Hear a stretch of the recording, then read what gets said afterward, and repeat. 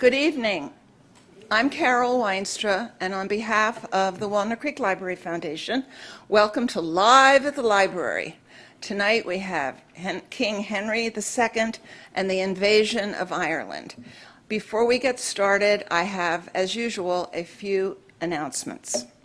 First, I want to thank the Walnut Creek, I want to thank our season sponsors, Minuteman Press at Lafayette and Friends of the Walnut Creek Library.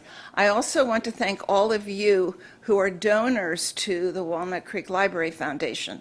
If you're not a donor, can you do me a favor? When you get home, go to your computer and go to wclibrary.org, and you can make a donation, so you can be part of us. I would love that. In the meantime, if you're enjoying refreshments, there is a tip jar in the back. Happy to take your coins and small bills. Only small ones? Well, whatever you want to do, Lynn. The library will have closure announcements leading up to 8 p.m., and don't worry, you'll still be able to get out at the end of this program. I have known both of our guests, Mark Jordan and Eric Fraisher Hayes, for several years. So to introduce them, I was afraid that I could go on and on and on. So I asked each of them to send me 3 sentences that would describe who they are and what they would do. So Mark sent me 4 sentences. Number 1, the only reason he is here is because he is Cindy's husband. Cindy, his wife, is on the board of the Walnut Creek Library Foundation. Number 2, he used to work with a college friend of Carol's. That's true. He worked many years ago in Washington, D.C. with one of my besties from college. Number 3, he has the 2 cutest grandkids. And number 4, he used to be really handsome. And I did not know him that long ago, so, okay. Bumps our head. Okay, and then on the other hand, Eric sent me 5 long sentences. And so I picked my favorites. Number 1, he is artistic director of the Eugene O'Neill Foundation, Dow House. I think you'll hear more about that tonight. Number 2, he has directed 34 O'Neill plays. Who knew that O'Neill wrote that many plays? And number 3, he has been to Ireland 6 times to direct theater there. So without further ado, I would like to introduce Eric and Mark.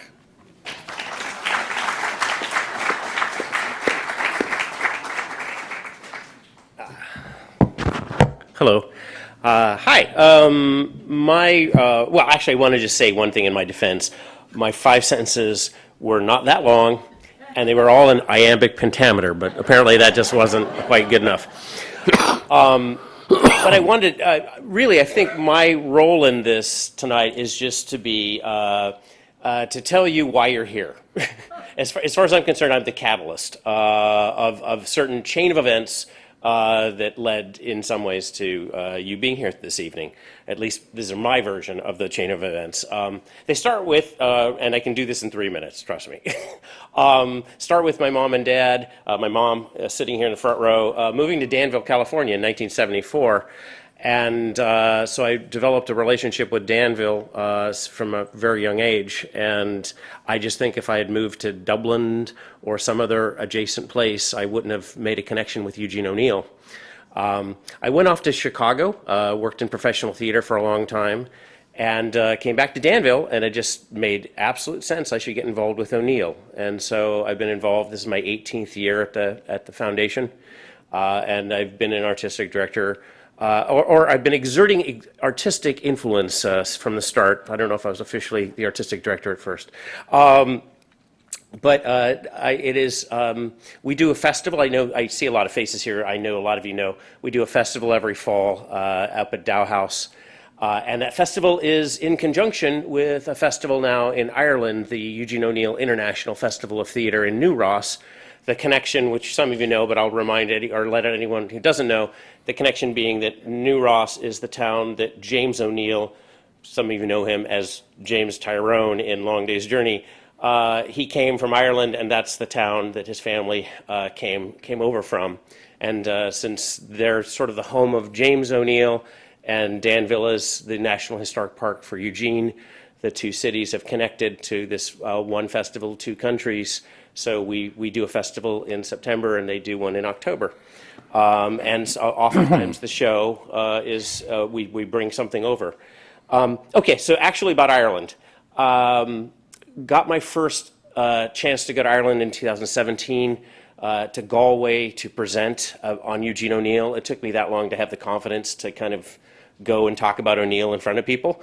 I don't have a problem now with it. And then I've had 5 other opportunities to go in the last 8 years to direct plays.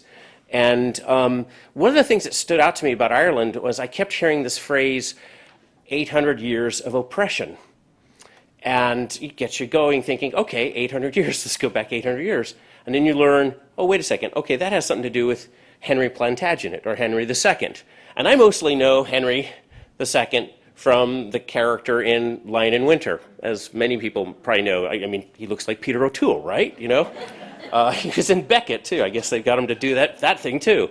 So anyway, because of that, I, also a love of history and historical fiction. I just kind of let all that play around in my head, and it reminded me that back in 2011, I directed a production of Lion in Winter, and Mark Jordan played Henry II. And so now I've got this historical interest in the character, and I've got the fictional Mark Jordan. And I thought, and then I also over the years kind of learned about and experienced some of Mark's presentations. Mark's a scholar. I've seen his presentations on Shackleton, on Shakespeare, and so the idea of I just kind of started thinking I would really love to hear about Henry II, the history, the historical figure, and his role in Ireland. But I'd like to hear it from fictional Henry II from my play. And so I just, I approached Mark at some point and said, hey, I've got this idea, and was very happy when he said, yes, I will do that. I will put it together. And so in my way, I feel like that's the explanation of why I'm happy to introduce Mark Jordan or Henry II, or Peter O'Toole.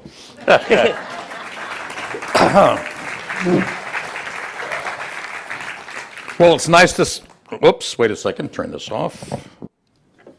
Am I live? Yes, I am, okay. It's nice to see all my subjects here, all my loyal subjects. I do have one warning, that if you misbehave, there is an axeman outside, and the block is there, and I'm prepared to have anybody beheaded who doesn't follow the rules of the land.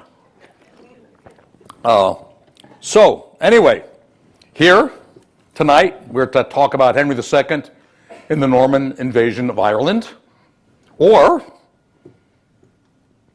be careful what you wish for. You have no idea how much it may cost you for the next 800 years. Okay, but before we plunge into this blood-soaked story, let's look at a blood-soaked Ireland in the 12th century. Ireland was not a nation as we would call a nation today, nor was it a unified country as England sort of hoped it was in the 12th century. Instead, it was a group of fiefdoms, what some might call kingdoms. Each fiefdom claimed to be ruled by a leader of a clan who designated himself as king. And you can see from this map some of the major kingdoms that we're going to be talking about tonight: Leinster, Connaught, Meath, Ulster, Breffni. Oops, I jumped a slide there. Sorry about that. This was not a peaceful land. Each king would find an excuse to fight another king. Reprisal bred reprisal, bred reprisal. Internal strife also plagued the clans. Brother would fight brother, father would fight son, nephew would fight uncle, and so on and so forth. But relatively early in the 12th century, that's the 1100s, one king had won enough battles and enough submissions that he took the title of High King. So the title of High King would last until there was another battle when he would be replaced by whoever happened to beat him. And so in this period of time, the wanton warring and consequent destruction would eventually continue. But by the mid-12th century, that is around 1155, three men were vying for the title of High King. Now, because I cannot pronounce Gaelic with any efficiency, the names of the three men you see on there are going to be Dermot McMurrough, Rory O'Connor, and Tiernan O'Rourke. So, in 1166, the latter two defeated the former. Rory was High King. Tiernan was content to let him have that title. Dermot fled to England, seeking to confer with a trading partner of his, who just happened to be King of England. But before we get to Dermot's foray in England, in search of Henry II, let's look briefly just who Henry II was and his road to the English crown. So we'll be looking at England between 1064 and 1154. So in 1154, Henry II became the king on the death of his predecessor, Stephen the Only. Henry was the ultimate heir of William the Conqueror. So backing up a bit to the 1060s, Edward the Confessor, an Anglo-Saxon, was King of England, for all intents and purposes, the last of the Anglo-Saxon kings. But tonight, in addition to history, you're going to get a bit of etymology. And our first example is the name England. It is derived from the name that was applied to England in the 1060s, originally Angalaland, or Angalorum, which ultimately transmogrified, if you will, into the term England. It was named after the Angles, a Germanic tribe that came to England after the Romans left. Edward the Confessor was childless, and without getting into the details, two persons claimed to be heir to the throne. When Edward died, the local claimant was Harold Godwinson. He seized the crown because he was in England. On the Norman Peninsula in France resided the other claimant, William, Duke of Normandy. So a little bit more etymology. You ask, who are the Normans? The Normans were Vikings, or the descendants of Vikings who managed to capture and settle many parts of Europe. And there you can see some, but not all, of the areas that the Normans managed to grab hold of. So Normandy derives its name from Norseman, which became Northman, and later turned into Norman. So by the 10th century, the Normans had grown into their own unique and powerful culture.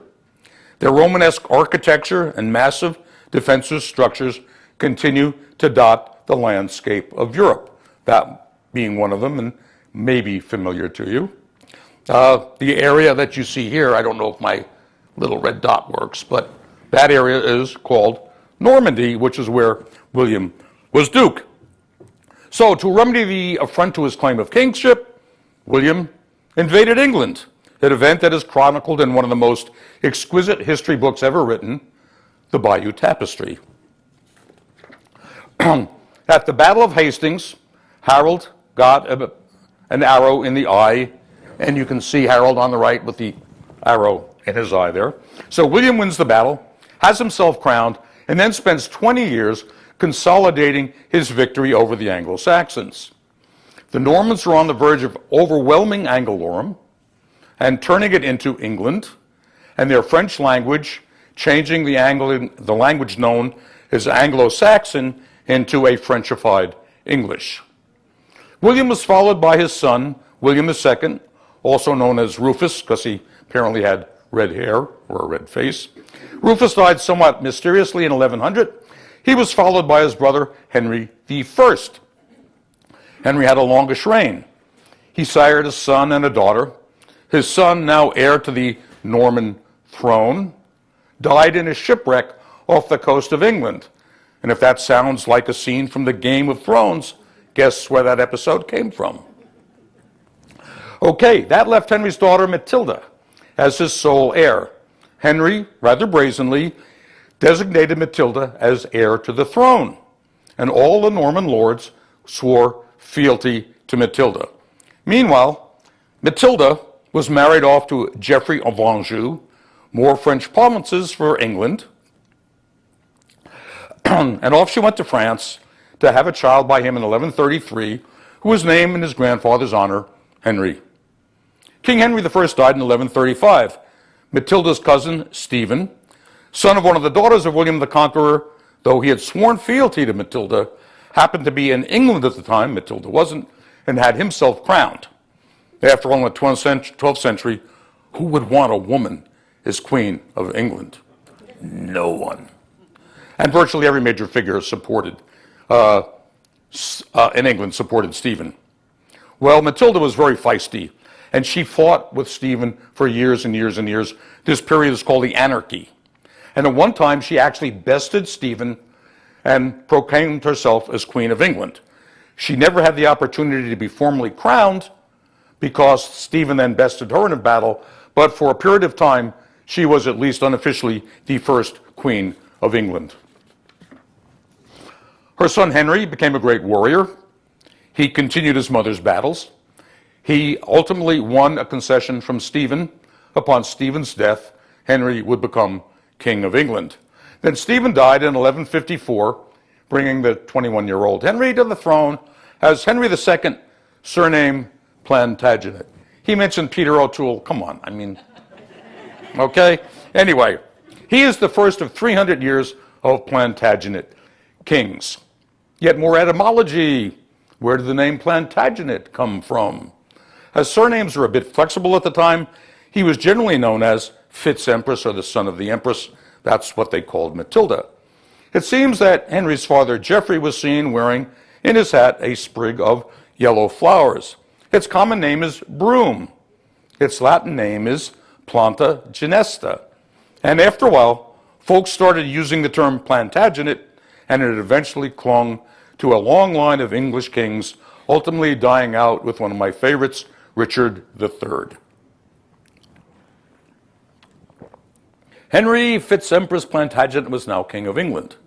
He held the title with a great deal of trouble. Many of his lords had fought against his mother, which made him quite unhappy with them. They will shortly play a role in this process. He has 4 sons who rebel against him. His imperial and imperious wife, Eleanor of Aquitaine, had brought Henry a huge part of France, over which he now ruled, plotted whenever she could. And if you have seen The Lion in Winter, particularly if you've seen me in The Lion in Winter, you may have some familiarity with this part of the story. Oddly enough, on the Turner Classic Movies, Lion in Winter was on last week. It was fun seeing it again.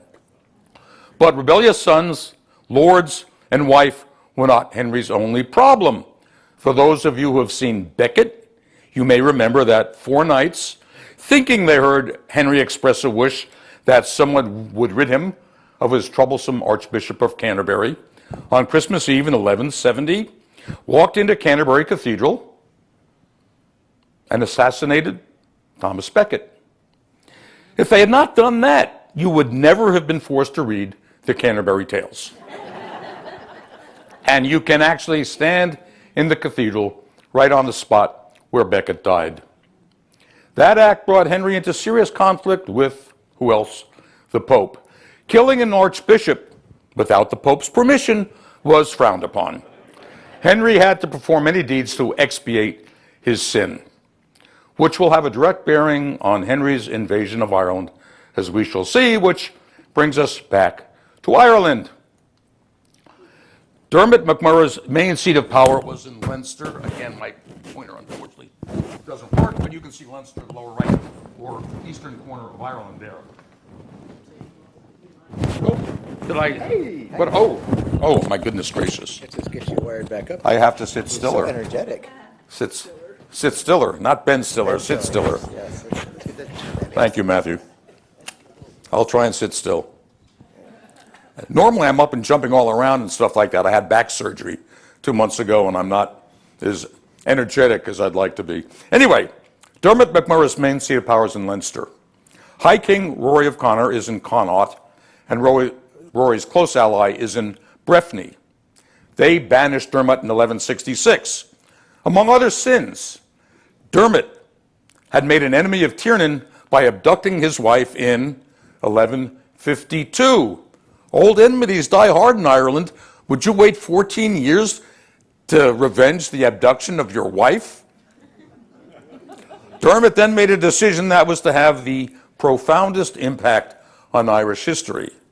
He went in search of Henry II in England. For what? At first, Dermot had to chase Henry all over England and France. You can see in, in the red the extent of Henry's possessions, the Aquitaine being at the bottom, which Eleanor brought to him. He finally found Henry in the Aquitaine. Henry declined to help him, but he gave Dermot permission to recruit among Henry's Norman lords. In return, Dermot promised to acknowledge Henry as his overlord. Your liege man I shall become henceforth all the days of my life, on condition you be my helper, so that I do not lose all. You I shall acknowledge as sire and lord. Then the king promised him, the powerful king of England, that willfully would he help him as soon as he should be able. Did Dermot understand what this meant? Dermot returned to Bristol, where he promptly went shopping for the nastiest and greediest Norman knights he could find. And he succeeded with Richard Fitzgilbert de Clare, Robert Fitzstephen, Richard Fitztheodebert, Maurice Fitzgerald, and Raymond le Gros Fitzgerald, the last two being cousins. Etymology again. Notice the Fitz in each name. Interestingly, Fitz does not originate with Irish names. The word Fitz is a corruption of the French word fils, F-I-L-S, which means son of. So, to the extent that anybody's named Fitzgerald or Fitzsimmons or whatever, there's a long history traced back to the Normans. Anyway, most of these Norman lords had been dispossessed of their lands or their rights for having crossed Henry, primarily by fighting against his mother. So there's an element in desperation in their lives, an adventure that would promise riches and land. And Dermot then returns to Ireland in 1167 with Fitzgodebert and a few soldiers. He resumed his lordship. He was probably under the impression that he would be bringing several mercenaries to Ireland to help him. After his return, Dermot and Rory had several skirmishes, Dermot losing both of them, but Rory decided to allow Dermot to remain. To control him, Rory took Dermot's son, or one of his sons, as a hostage, which is not an uncommon practice at the time. Rory had little to worry about, as the Norman forces were too small to pose any problem to Rory. Rory had no idea more Normans would be arriving. Then in 1169, Normans under Robert Fitzstephen arrived at Bannow Bay, now in County Wexford. Fitzstephen came with about 40 knights, 60 men-at-arms, 300 foot soldiers, 360 archers, and some cavalry. And he was joined by 500 Irish supporters of Dermot. The Normans were battle-tested and well-equipped and armored, and they would be a troubling match for the less well-equipped Irish. Fitzstephen found the native Irish hopefully unprepared. They threw stones at the invading Norman knights, who were covered head to foot in chainmail. The Norman invasion had begun. According to Irish writers, as Eric pointed out, it was the start of what became known in Ireland as the 800 years of oppression, and in some respects still counting. Dermot and his Normans headed towards Wexford. And you can, Bannow Bay is right to the right of Waterford and to the left of Wexford, to give you an idea. So while Wexford initially prepared to defend itself, in discovering the forthcoming assault, the large army of Normans, the city sought a truce. It surrendered in 2 days, and Dermot gave Wexford to Fitzstephen as his reward. Dermot then invaded Ossory, where a battle on open ground favored the Normans, and Dermot had gained control of Leicester. Rory, getting nervous at the turn of events, invaded Leinster. Dermot and the Norman forces withdrew into a natural fortress. Rory had them sort of surrounded, but he had no idea what was coming, so he decided to negotiate with Dermot. Dermot was allowed to remain king of Leinster as long as he recognized Rory as High King. Rory expected the Normans to leave. Rory withdrew from Leinster, leaving Dermot with his kingdom, but still holding on to Dermot's son as a hostage or an insurance policy, depending on your perspective. And guess what followed? Maurice Fitzgerald with a force of 10 knights, 30 mounted archers, and 100 foot archers. They landed at Wexford. With Dermot, they attacked the areas around Dublin, and Rory realized he had been duped. Then, in May 1170, Raymond Fitzgerald arrived as a vanguard for Richard de Clare with at least 100 men, and settling in, they pillaged the surrounding countryside. This is near Waterford. Okay, the citizens of Waterford set out to drive the Norman forces back into the sea. They outnumbered the Normans 10 to 1. The Gaelic force marched out to meet the Normans. As the Irish prepared to attack, the Normans took cattle that they had raided and stampeded them towards the Irish army, where the animals and the Irish army collided, to the detriment of the Irish army. Le Gros, as he was nicknamed, attacked, and after killing as many as 500 in the Irish army, he had 70 prisoners executed, which is intended as intimidation. It sent a message of what to expect from the Normans. Now all Dermot needed was Fitzgilbert de Clare, who will be known to history as Strongbow, to arrive. Oops, those are Irish warriors, by the way, sorry. And there's Strongbow. His complexion was somewhat ruddy, and his skin freckled. He had gray eyes, feminine features, a weak voice, and short neck. For the rest, he was tall and a man of great generosity and courteous manner. Yes, it is worth laughing at, definitely. So etymology again. Why the name Strongbow, which happens to be one of my favorite English ciders? Is it a mistranslation from the Latin or something else in the historical record?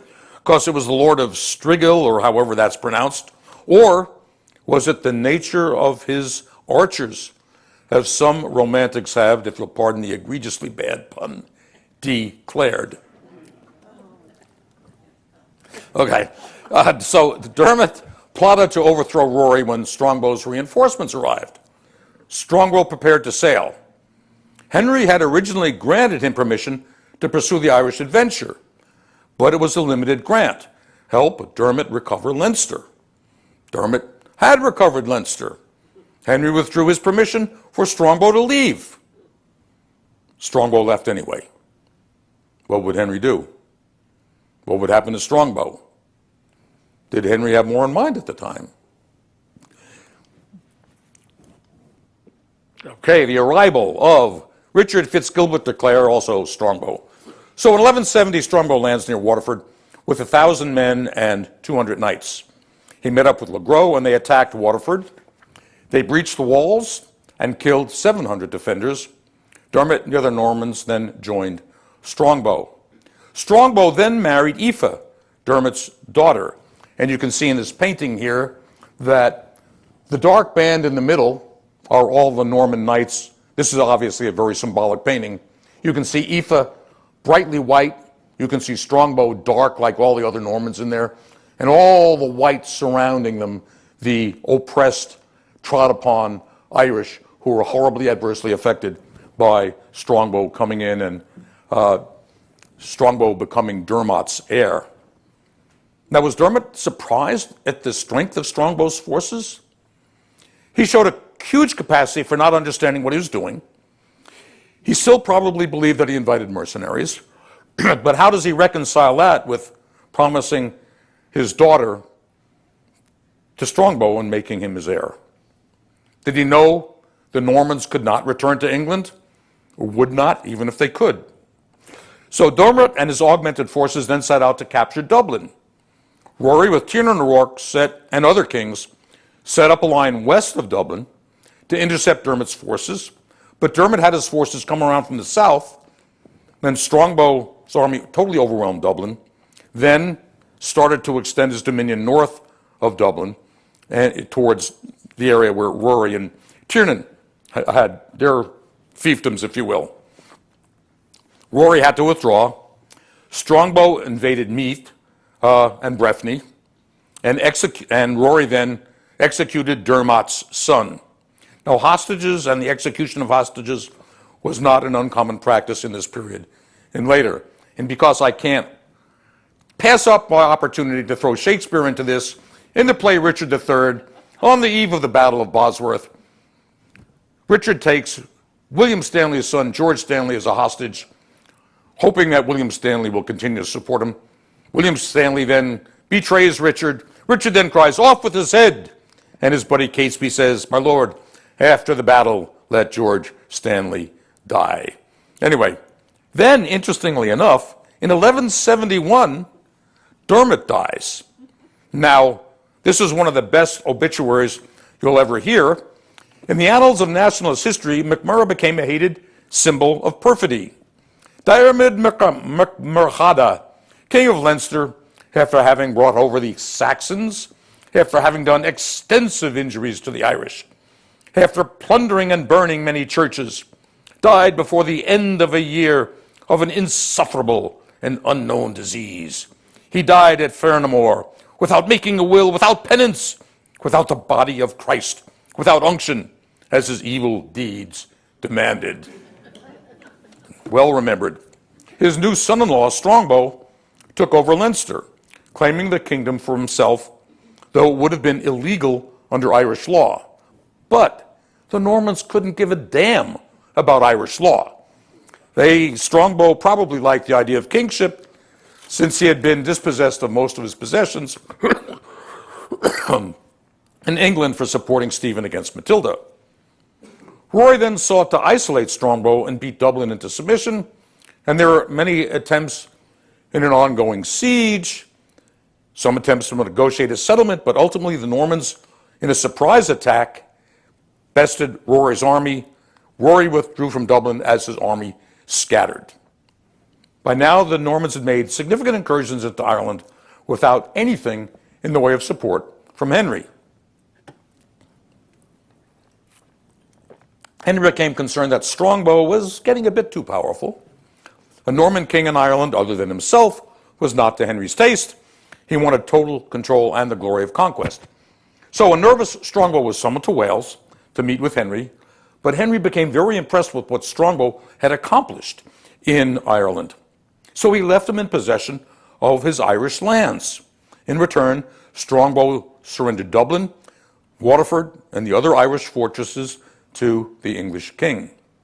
Henry's intervention was successful, and the Norman lords in the south and the east of Ireland, which is where they were concentrated, accepted his rule. Henry was now nominally in control of Ireland. But he was far away, and he felt a pressing need to exercise that control. So do we have in mid-1171, a crybaby of an Irish clan leader in Dermot, who ran off to England in hope of getting his power and authority restored, using a mercenary army. What did he expect by doing that? What he got was a slew of fiery and combative Norman lords, who were happy to be conquerors, not mercenaries. Dermot then died. And what did Ireland get? Not an Irish king, Dermot's Norman son-in-law. And at first there were only a few Normans concentrated in the southern and southeastern coast. In the mid-1170s, these few Normans had extended their sway up to Dublin. What next? By Henry II, of course. So, Henry comes to Ireland. Yes, in 1171, Henry is still reeling from the death of Becket. Many of his subjects were disturbed at the murder, hence the great succession of pilgrimages that took place to Canterbury. And the church expected Henry to make massive expiation. Taking actions in Ireland would help expiate the sin and please the Pope. Plus, 15 years earlier, the Pope had wanted Henry to punish the Irish church. In 1155, shortly after Henry became king, Adrian IV, who happened to be the only English pope, by the way, issued a bull intended to conform the Irish church to its Roman masters. The bull arguably authorized Henry to go into Ireland. In 1155, Henry was in no hurry to bring it to the Irish, and so he took no action on what is known historically as the Laud Biliter.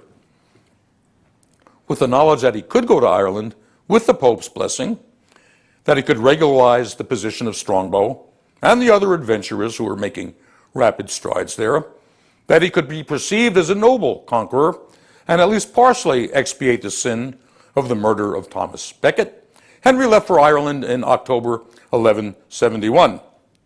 On October 17th, 1171, Henry landed at Waterford with 400 ships, bringing an army of 500 mounted knights and 4,000 men-at-arms, an army that dwarfed any Norman army and any Gallic force. You wonder how the horses on the ships, however, managed it, but they don't report that. This was the first step any English king had taken on Irish soil. Henry declared himself Lord of Ireland. Strongbow ceremoniously handed Waterford over to Henry. Henry marched his army about, passing by Cashel, then went on to Dublin. There, many of the kings of Ireland were called to kneel before Henry. Each Irish king was more interested in protecting his family than in dealing with whatever trouble Henry might bring. The kings hoped that Henry might restrain the more acquisitive of his Norman invaders, which he did for several years to a degree. They expected when Henry left, things would return to what was normal in Ireland, which is that each clan could make war against a rival clan. Rory did not submit, and the Norman lords affirmed their loyalty to Henry. The church leaders added their authority to Henry's conquest. He organized the Synod of Cashel. Pope Adrian's successor, Pope Alexander III, sent letters to the Irish bishops telling them to accept Henry as their overlord or face ecclesiastical censure, which they did at the Synod. Alexander III congratulated Henry for putting manners on the, quotes, barbarous nation, unquote, of Ireland. Henry left garrisons in Wexford and Waterford and turned Dublin over to the Bristol traders. Henry granted Meath to Hugh de Lacy to counterbalance Strongbow's influence. De Lacy promptly invaded Meath and plundered and burned as only the Normans could do. Each such step ensured that there would be conflict among the Norman lords as well as between the Normans and the Irish, all of which Henry supposed would keep any one of them from getting too much power, all of which would leave him in control of the Normans and the Irish. Not everyone was happy. A Welsh poem criticized Henry's, quote, unlawful hostile invasion in Conquest for crossing the salt sea to invade the peaceful homesteads of Ireland, which, whether ironic or intended, was a huge joke, and causing war and confusion, which must be considered a massive joke, because every move of Henry's was accomplished peacefully in comparison to the nearly insane wrangling of the Irish clans. The Normans now had extended their sway. So Henry Prince Empress, now Plantagenet, left on April 17th, 1172. His visit had been relatively peaceful. He must have managed a huge smile on what he had done in the 6 months that he was there. But his departure was not the end of Henry's impact on or interest in Ireland. So, what happens after Henry left? After Henry's departure, a number of battles broke out. In the words of a contemporary Welsh historian of the invasion, Gerald de Barry, the entire population of Ireland took the opportunity of this disorder to rise with one consent against the English, which is an evaluation of doubtful accuracy. Rory set out to conquer and destroy Norman Dublin. When Raymond le Gros Fitzgerald arrived with 30 knights, 100 mounted soldiers, and 300 archers to support the Dublin garrison, Rory withdrew his forces. The Normans then set out on reprisals against the Irish, laying waste to much of the countryside. Hugh de Lacy attempted to consolidate his power in Meath. He encountered Tiernan O'Rourke. A battle ensued. Tiernan was captured, he was beheaded, and his head was impaled. Tiernan's death was just another Irish disaster of the Norman incursion. So Rory, tired of the power of the Normans, sent his emissary with an olive branch in hand to meet Henry at Windsor in 1175. Both men wanted stability. The King of England has granted to Rory, his liegeman, King of Connaught, as long as he shall faithfully serve him, that he shall be king under him, ready to his service as his man, and he shall hold his land as fully and as peacefully as he held it before the Lord King entered Ireland, and that he shall have all the rest of the land and its inhabitants under him, and shall bring them to account, so that they shall pay their full tribute to the King of England through him. And those who are now in possession of their lands and rights shall hold them in peace as long as they remain in fealty of the King of England and continue to pay him faithfully and fully his tribute. Very important, of course. So the Treaty of Windsor confirmed that Rory accepted the Anglo-Norman colony, which was confined to a specific set of boundaries, while Henry acknowledged that Rory was High King and the paramount power elsewhere in Ireland. This agreement had no impact, if you will, and little appeal on the land-hungry Normans. So not surprisingly, the Windsor Treaty soon fell apart. Henry was either unable or unwilling to rein in the Anglo-Norman lords, and Rory was unable to control all the Irish kings. Contemporary English historian William Norberg wrote that the military commanders left there by him, meaning Henry, for the government of this subjugated province, desirous either of booty or fame, by degrees extended the boundaries allotted to them. The Normans could not be stopped. The treaty was replaced in favor of an all-out conquest policy, with speculative grants of Desmond and Thomond being made to favorites of the king, while John de Courcy surged into East Ulster, laid on the maps. Battles ensued, some the Irish won, some the Normans won, and then while all this was going on, in 1176, Strongbow died. With the death of Strongbow, his daughter was put under the protection of the crown as a ward of the king and held in the Tower of London. She's probably roughly 5 or 6 at this time. Then in 1177, Henry awarded his Irish territories to his youngest son, John, with the title Lord of Ireland. Henry authorized the Norman lords to conquer more land. John de Courcy gained much of East Ulster.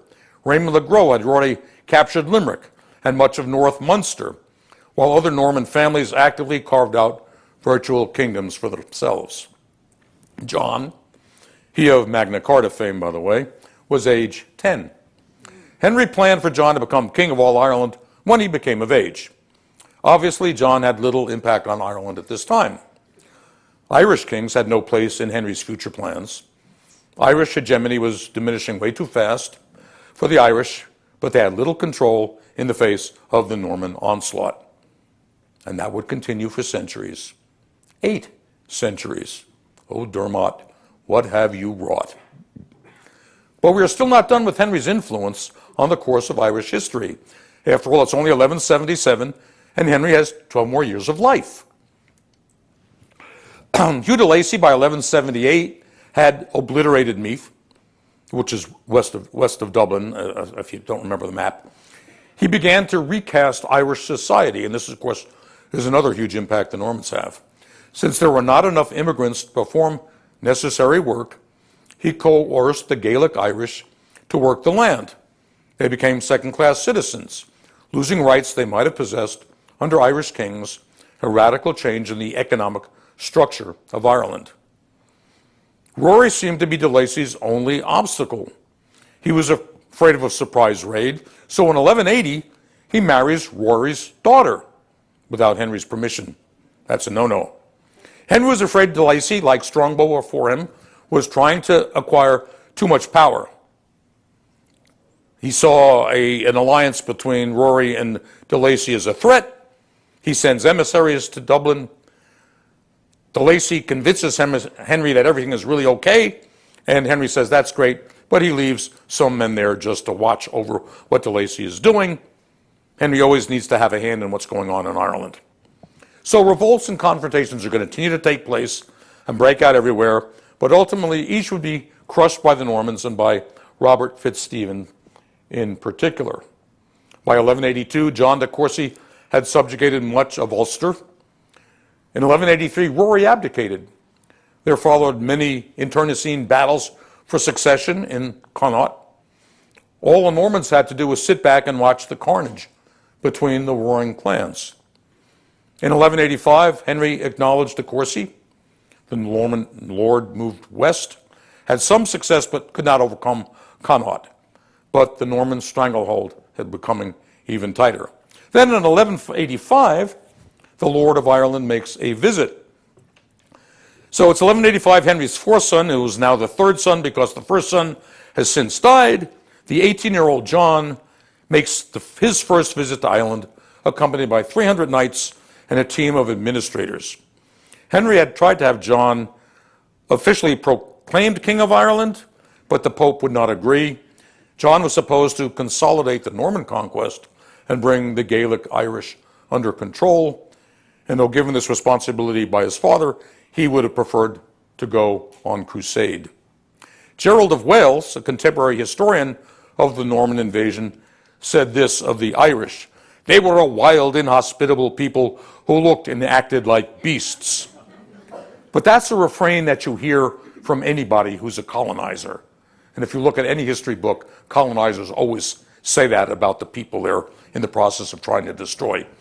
So John's arrival creates chaos. Gaelic princes came to welcome him. John treated them with contempt. News of John's behavior spread across Ireland, but the Gaelic kings were too disjointed to take advantage of any weakness that the Normans might have shown. To make matters even worse, the Norman lords couldn't stand John. Hugh de Lacy, John de Courcy, and Robert Fitzstephen did not like having this young prince dictate what they could do in the manner in which they did it. When John reached Dublin, de Lacy refused to be confronted by John.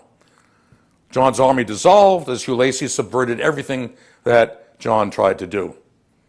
John infamously offended the local Irish rulers by making fun of their unfashionable beards.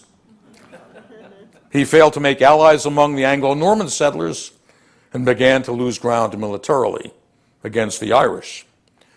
But John did make some attempt to bring English rule of law into Ireland with his visit, and it would have long-lasting effects. As his power dissolved, John wanted nothing more to do with Ireland.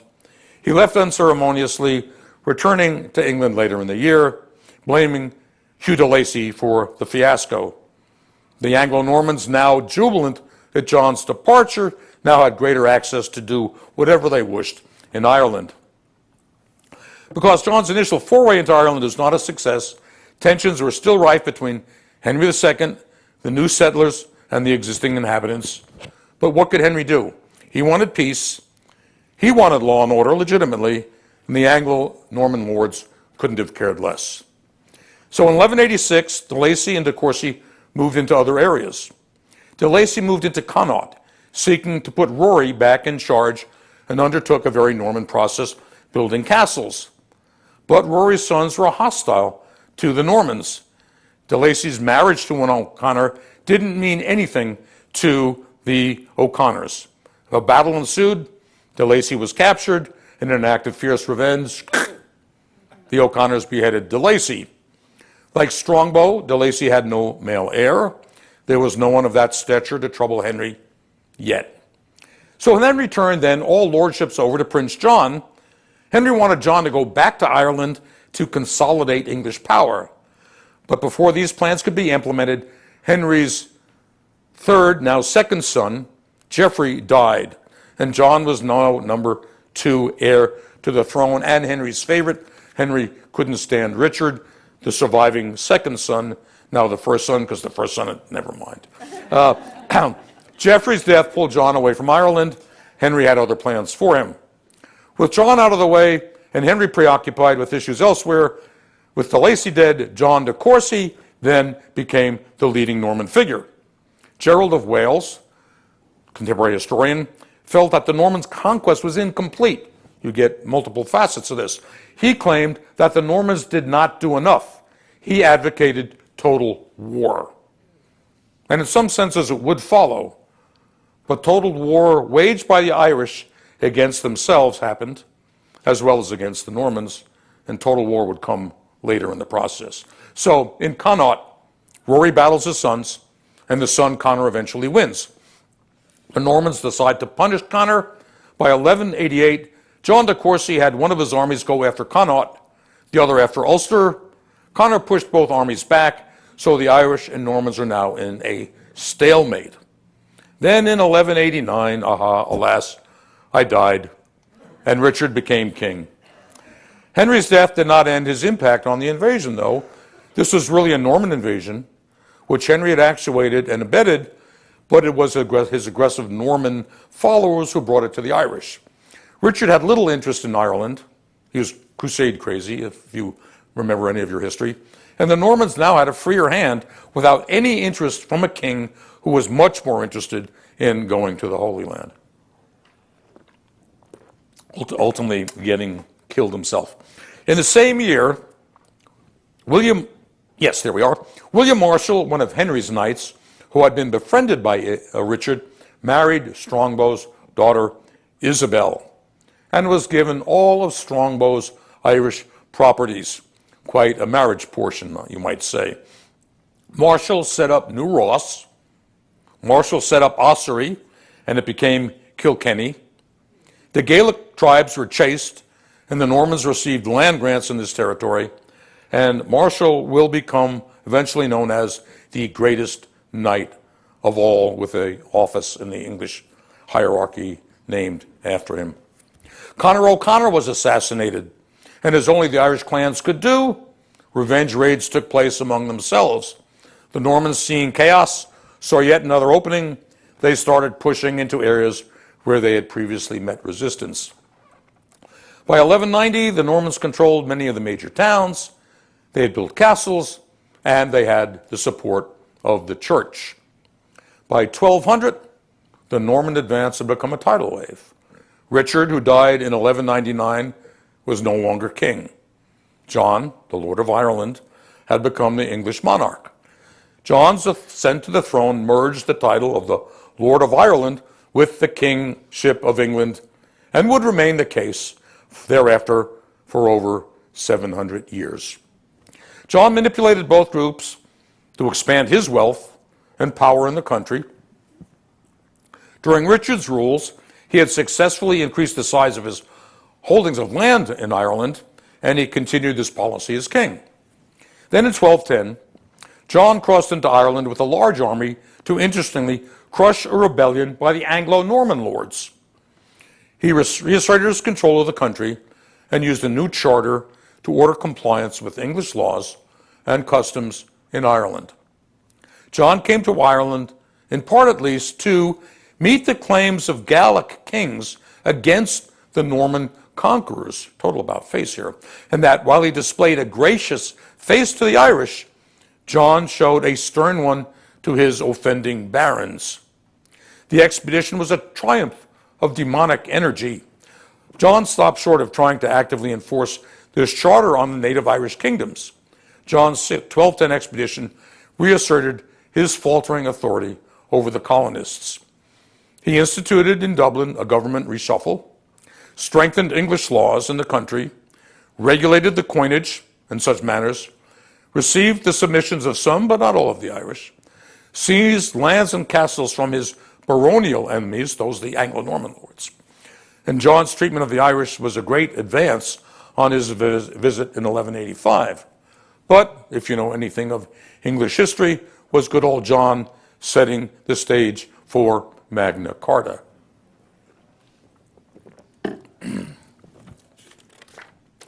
So by the time of John's second visit, the parts of the country impacted by the Norman presence had been immeasurably transformed.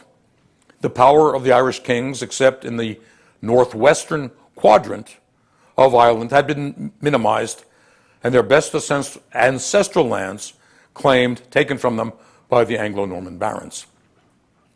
Beginning with rapidly erected timber structures atop earthen mounds, they're called Motte and Bailey, you can see them here, they were soon constructing massive stone fortresses like Trim and Carrickfergus, a sign for all to see that the Normans were there to stay.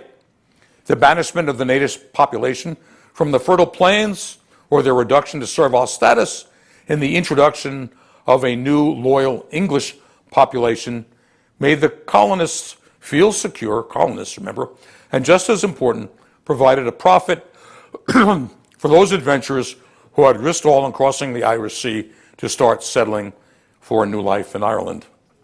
And this is what Dermot's invitation did. Henry II began to assert control over Ireland, and while the English control over Ireland would not be total or complete for hundreds of years, the Norman invasion under Henry started what would be almost 800 years of the painful English domination of the Irish nation. So let's take a brief look at the long-term impact of the Norman invasion of Ireland. Before the Normans arrived in 1169, it was reasonably safe to say that Ireland was divided into shifting groups of tribes at war with each other or within, and there were about 150 kingdoms with separate political, judicial, and economic practices. The tribes had no unified method of lawmaking and archaic judicial processes. There was minimal, if any, coinage, a barrier to extensive trade, and there was little, if any, intertribal commerce. With the arrival of the Normans, something utterly new was created in Ireland: feudalism. Within 2 or 3 generations, southern and eastern Ireland had been totally transformed from a country living off herding and horses and ruled by clans to a place of manners and larger scale in agricultural practices. The Norman presence, maybe a good thing, reduced intertribal warfare in their areas of influence. The Normans also instigated the widespread building of castles by aristocrats, a key component of the feudal system. Norman castles formed the basis of new settlements. In 1205, during the reign of John, the first royal castle was built in Ireland, and you can still see spectacular examples of Norman castles there. And just as towns needed merchants, traders, and craftsmen, so too manors needed laborers and parishes needed priests. Everything required to turn this colony into a facsimile of England was shipped over from the neighboring isle, and within a generation or two, the transformation was immense. Of course, all this was to the detriment of the local population. The main areas of the Norman occupation would be called the Pale, the area around the modern city of Dublin. The green areas are what's left of the Irish clan areas. But for all the land seemingly held by the Gaelic Irish, the Pale controlled most everything, and outside the Pale offered little except discrimination by the now Irish Normans. Commoners' independence decreased, where once they could serve more than one lord or even transfer from one lord to another, they were now unfree tenants bound to the land, feudalism. The arrival of the Normans altered the agricultural landscape of Ireland. De Courcy, who had conquered Ulaid Ulster, instigated a large-scale program of ecclesiastical patronage. Remember, the church favored the Normans. He formally reburied in Downpatrick the newly found bodies of 3 prominent Irish saints, Patrick, Bridget, and Columba, and commissioned the life of Patrick. So, while elements of English common law had been used by some Anglo-Normans in Ireland, a charter drawn up by John in 1210 applied it to the entirety of Ireland. The transformation had more than a physical aspect. It had a structural one as well. Which leads us to what did I invite them? What did Dermot's selfish desire to regain control of his kingdom and perhaps push the envelope among Irish kings accomplish? Did Dermot imagine what the next 800 years might look like? MacMurrough's request for help from Henry led to a people's oppression, to centuries of colonial domination. It did not happen all at once. The Norman conquest was not complete until it became a fully English conquest in the 16th and 17th centuries. Irish who lived beyond the Pale were forbidden from marrying anyone of English descent. Those of English descent were forbidden from wearing Irish clothes or from learning the Irish language. In this way, the suppression of Celtic and Irish culture began. Successive British rulers and governments conferred privileges on English settlers over the native Irish. The suppression of Irish culture became an obsession with English rule. The Irish labored in the fields and served the English elite. The former often starved while the latter prospered. Following England's conversion to Protestantism under Henry VIII, who reasserted English rule in Ireland, Irish Catholics suffered from legal restrictions. Monasteries were destroyed. Protestants were encouraged to settle Ireland. It became almost impossible for Catholics to buy land, which meant that the land they did own was subdivided, usually among their heirs, making smaller and smaller holdings, producing ultimately insufficient food. Later, this led to famine and mass starvation, and ultimately to mass migration, from which Ireland has yet to recover. Things became so bad that wearing anything that proclaimed you were Irish was forbidden. And it was not until the 1920s, almost 800 years after the first Normans set foot in Ireland, that Ireland became a free state, free of the English and its almost 800 years of oppression. Asking again, oh Dermot, what have you wrought? Now let me give you one more example of what the Norman and English domination did for Ireland. Over the centuries, the Irish tried to break free of England. And here are some of the attempts and the outcomes. 1315 to 1318, the Bruce Campaign, English victory. 1569 to 73, the First Desmond Rebellion, English victory. 1579 to 1583, Second Desmond Rebellion. Guess what? English victory. 1593 to 1603, the 9 Years' War. English victory. 1641 to 1642, the Irish Rebellion of 1641, another English victory. 1641 to 1653, the 11 Years' War, Oliver Cromwell, and a thrilling English victory. 1689 to 1691, the Williamite War. And then in 1798, the famous Irish Rebellion of 1798. Now, it was only the Irish can do. They wrote a song about getting trashed by the English. And tonight, you're going to be lucky enough to hear that song. Now, I need somebody to volunteer to help me sing this song. Do I have any volunteers in the audience? Oh, a volunteer, excuse me. And come on up. Come on upstairs, up the stage here. Now, what's your name?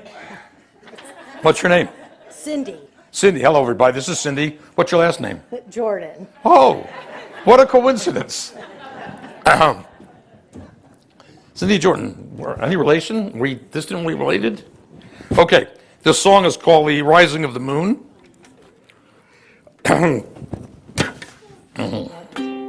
Yeah, I'm going to sit. Go ahead. Get close. I don't bite.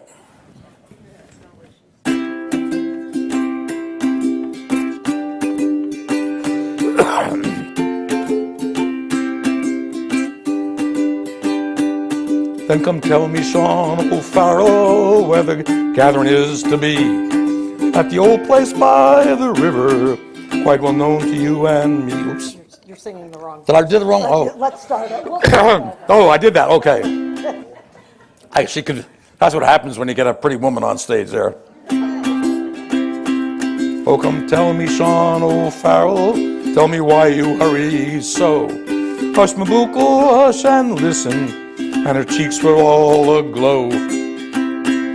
I bear orders from the captain, get you ready quick and soon. But the pikes must be together at the rising of the moon. At the rising of the moon, at the rising of the moon. For the pikes must be together at the rising of the moon.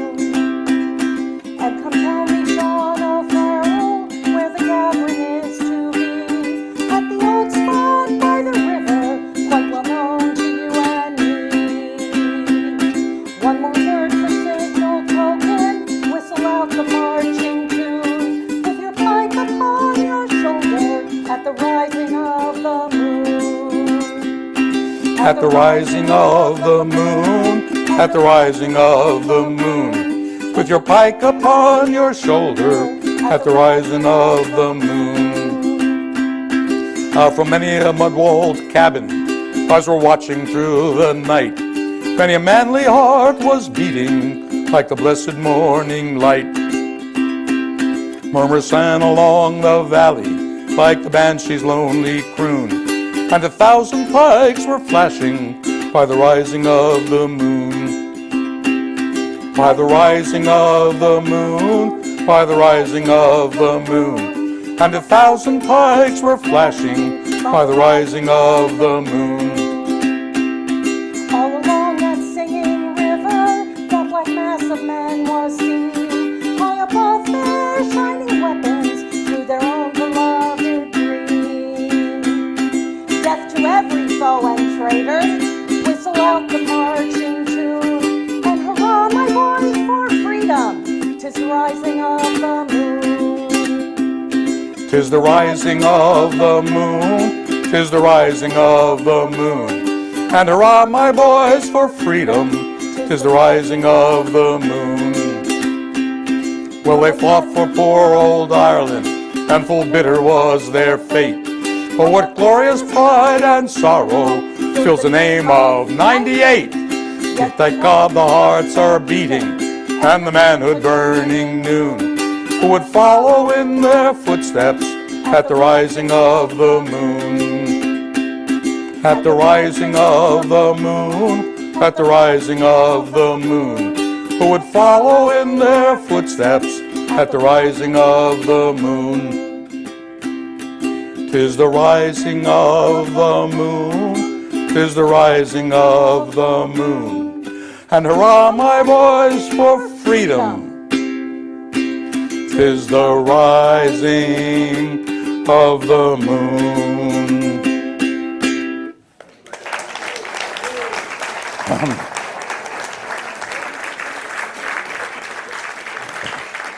And thank you for volunteering. I really do appreciate it. Okay, so then 1803. Oh, there we go. 1803, the Irish Rebellion of 1803. Guess what? English victory. 1848, the Young Ireland Rebellion. English victory. 1867, the Fenian Rising. English victory. And then the infamous 1916 Easter Rising. Yet another English victory. Is that on there? There. Oops, sorry about that. And yet, defiant to the end, by the 1920s, an Ireland of, by, and for the Irish arose.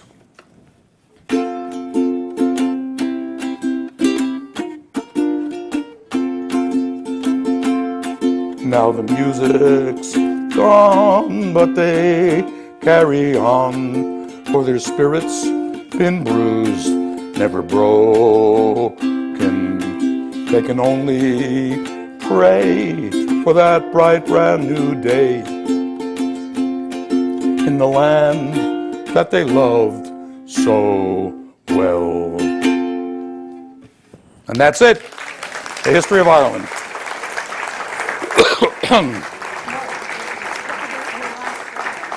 What's that? More, my last slide. Oh, sorry, yeah. Oops. Why? Wait a second. Back? No. Back. There we are. Last slide. Yes.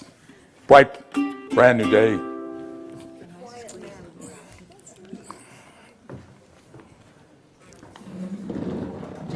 Are you taking requests? I love the voice from Oxford. I don't know the boys from Wexford, but I know a lot more of them. Okay, I want to thank you. We have a minute for a few questions. Eric, if you'd come back up here, that would be great. It's Oh, pressed. it's on. It's on. It's just not going in. Now it's live all of a sudden. Okay. Get closer to it. Anyway, does anyone have any questions for Eric or Mark? Or comments? Yes? Mark, we know from Shakespeare that unfortunate Richard II also went over to Ireland with his army. But I didn't see that on the list. Why is that? Do you have your dates straight? No, okay, Richard invaded. Richard went to invade. That was not a situation in which the Irish were rebelling, if you will. Anybody else? Going once, going twice. Well, I'll thank our young men from Wexford or wherever you're from. Thank you so much. And we have one more program live at the library next month. You can find out about it on our website. And I want to invite you to our gala, our authors gala, which is April 26th this year. And you can also buy tickets for that on our website. So thank you all so much for coming, and we loved having you. Thank you.